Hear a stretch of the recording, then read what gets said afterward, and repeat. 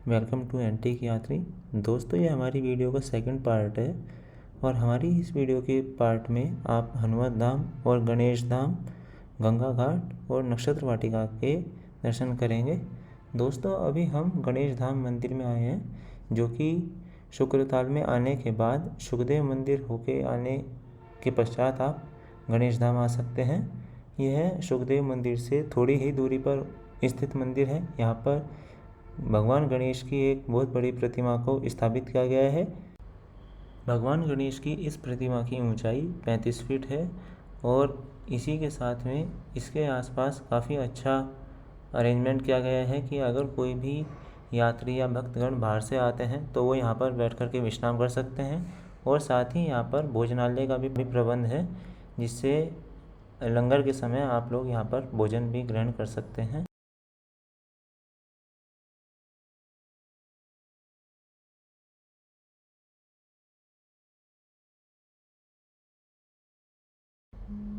मंदिर के पुजारी की अनुपस्थिति में भगवान गणेश की प्रतिमा के पास एक थाली को रख करके छोड़ा जाता है, जिससे कि आने वाले भक्तजन अपना प्रसाद भगवान को चढ़ा सकें। और साथ ही अगर वो कोई दान दक्षिणा करना चाहते हैं तो पास में उपस्थित दान पात्र में आप दक्षिणा चढ़ा सकते हैं। दोस्तों, इस प्रतिमा के पास में जाने से पता लगता है कि यह प्रतिमा कितनी विशाल है। जहाँ पर भी इस प्रतिमा की आप आकार को देखना चाहते हैं तो आप ज़मीन पर पड़ने वाली परछाई से इसका अंदाज़ा लगा सकते हैं कि आसपास कहीं पर भी आपको धूप नहीं मिलेगी। साथ ही प्रतिमा की छाया में खड़े होकर के और आजकल के मौसम के अनुसार चिलचिलाती गर्मी में आप थोड़ी देर खुद को आराम भी दे सकते हैं। वैसे तो मंदिर परिसर में ही प्रसाद की दुकान उपस्थित है, तो आप भगवान गणेश के लिए यहीं से प्रसाद ले सकते हैं, जिसमें आप बेसन के लड्डू और पेड़ा ले सकते हैं प्रसाद के रूप में। प्रसाद की दुकान के साथ ही पुस्तक की दुकान भी है, जहाँ से आप पूजन से संबंधित कोई भी पुस्तक खरीद सकते हैं और अपने घर में इस्तेमाल कर सकते हैं। गणेश धाम मंदिर से निकलने के बाद अभी हम हनुम धाम मंदिर में जा रहे हैं। दोस्तों, आपको बता दें कि हनुम धाम मंदिर में भगवान हनुमान की काफ़ी ऊंची प्रतिमा को स्थापित किया गया है और इसके निर्माण के समय हनुमान जी की प्रतिमा में राम राम लिखे शब्दों के साथ में कॉपियों को डाला गया है, जिससे कि लोगों की आस्था को इसके अंदर संचित करके रखा जा सके।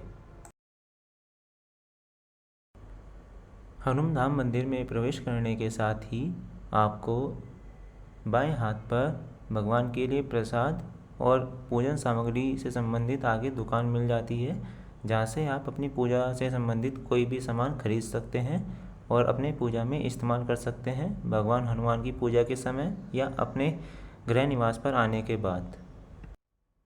आपको बता दें कि भगवान हनुमान की इस प्रतिमा की ऊंचाई 72 फीट है और इसी के साथ में इसको वेस्ट यूपी की सबसे ऊंची हनुमान जी की प्रतिमा का नाम भी दिया गया है। हनुमान जी की प्रतिमा के बिल्कुल सामने आपको हनुमत रसोई, जहाँ पर आप भोजन कर सकते हैं, मिल जाएगा। और हनुमान जी की प्रतिमा के सीधे हाथ पर ही यहाँ पर हवन भवन है, जहाँ पर आप हवन कर सकते हैं और शाम और सुबह में होने वाले भजनों में शामिल होकर अपनी आस्था के प्रति भगवान की पूजा कर सकते हैं।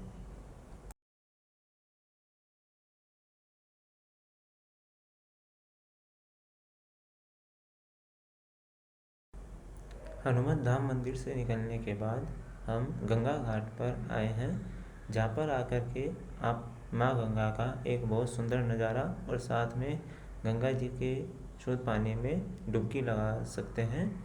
यहाँ पर आने के बाद आपके मन को शांति प्राप्त होती है। साथ ही आप गंगा जी में उपस्थित बोट में घूम करके अपना थोड़ा मनोरंजन कर सकते हैं। ये बोट वैसे तो 50 रुपये पर पर्सन के हिसाब से आपको आगे यात्रा पर ले करके जाती है, लेकिन इसके हिसाब से अगर यहाँ पर आप कम लोग हैं जो बोट में यात्रा करने वाले हैं तो उसके लिए वो लोग आपसे थोड़ा एक्स्ट्रा पैसा चार्ज करते हैं। वैसे तो इस घाट पर काफ़ी सारी सुविधाएं उपलब्ध कराई गई हैं, जैसे कि अगर आपको गंगा जी में चढ़ाने के लिए प्रसाद लेना है तो उसके लिए भी काउंटर्स बने हुए हैं। साथ में आपको क्लॉथ चेंजिंग रूम भी मिलेगा। और अगर आपको पंडित जी से या जो भी लोग गंगा जी में पूजा पाठ कराने के लिए जिम्मेदार हैं आपको उनसे मिलना है तो उनके भी काउंटर्स लगे हुए हैं, जिससे कि आप आगे की सारी प्रक्रिया को जान सकते हैं।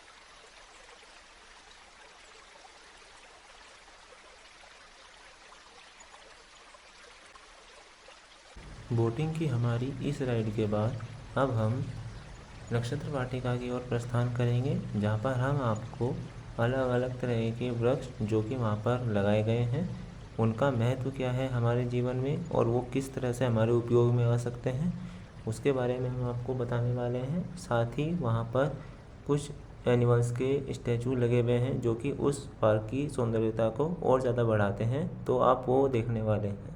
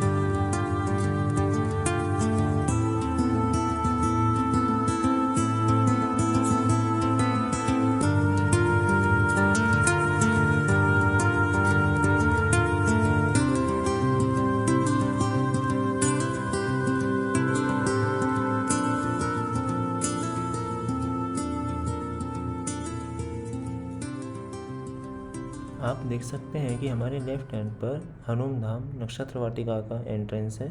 दोस्तों, इसी गेट से हम नक्षत्र वाटिका के अंदर एंटर करते हैं और अंदर एंटर करने के साथ में ही आपको इसकी सुंदरता का एहसास होने लगेगा कि यहाँ पर किस तरीके से ग्रीनरी को मेंटेन किया गया है और साथ ही यहाँ पर घूमने आने वाले पर्यटक जिसकी वजह से इसकी ओर आकर्षित होते हैं वो यहाँ पर लगे हुए अलग अलग तरह के वृक्ष, साथ ही यहाँ पर बच्चों के खेलने के लिए अच्छा खुला मैदान और साथ में यहाँ पर हरियाली और शुद्ध हवा की वजह से लोग यहाँ पर विश्राम करने और यहाँ की खूबसूरती का आनंद लेने के लिए आते हैं।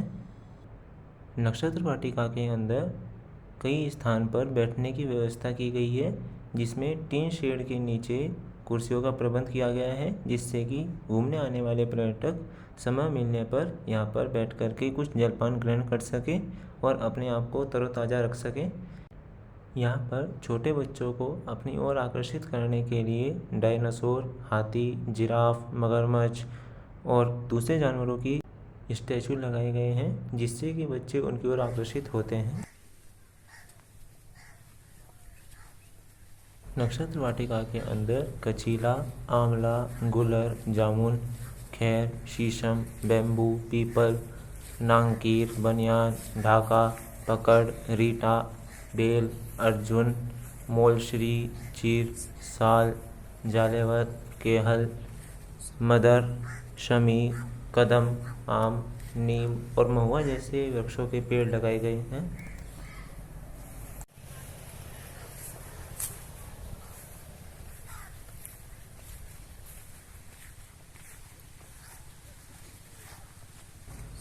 दोस्तों, आप इस वीडियो में आने वाली ऑडियो को सुन करके पहचान सकते हैं कि यहाँ पर आसपास काफ़ी सारे बंदर हैं, क्योंकि इस वाटिका में आप कहीं भी जाएंगे तो आपको हर तरफ बंदर तो देखने को मिलेंगे ही, क्योंकि यह एक खुला मैदान है और साथ ही इसके पास में गंगा जी नदी बहती है। तो इससे यहाँ पर बंदरों के खाने पीने की काफ़ी मात्रा में सामान उपलब्ध है और यहाँ पर बंदरों को अपने खेलने के लिए हरे भरे वृक्ष और साथ में यहाँ पर घूमने आने वाले यात्रियों से खाने पीने का सामान मिलता रहता है। तो इस वजह से यहाँ पर बंदरों की बहुतायत है।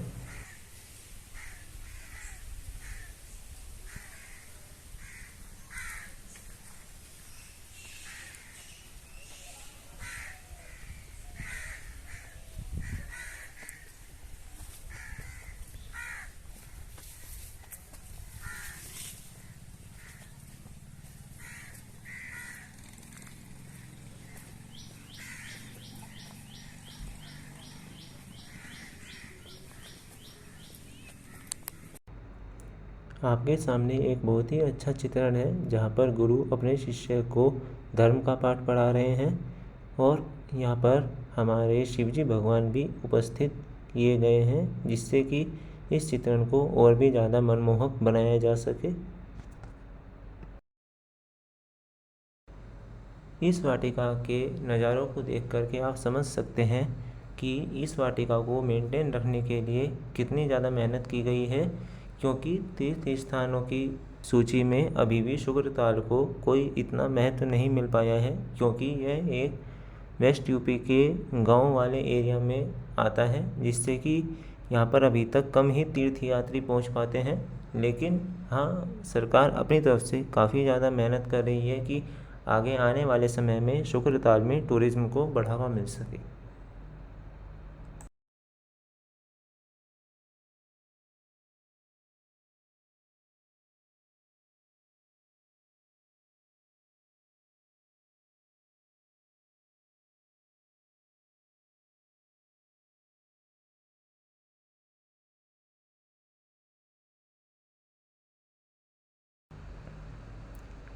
नक्षत्र वाटिका में आगे चलने पर आपको भगवान शिव की एक बहुत सुंदर प्रतिमा देखने को मिलेगी, जिसको बहुत ही अच्छे से बनाया गया है।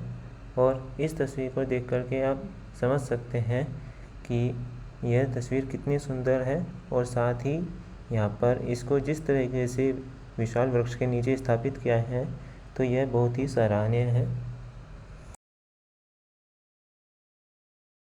तो दोस्तों, हम अपनी शुक्रताल यात्रा को यहीं पर समाप्त करते हैं।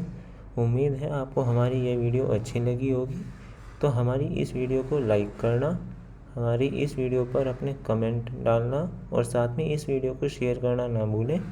और दोस्तों, आगे आने वाले समय में वीडियोज़ के नोटिफिकेशन पाने के लिए हमारे चैनल को सब्सक्राइब करना और साथ में नोटिफिकेशन को टर्न ऑन करना ना भूलें। Thank you so much everyone. Thank you.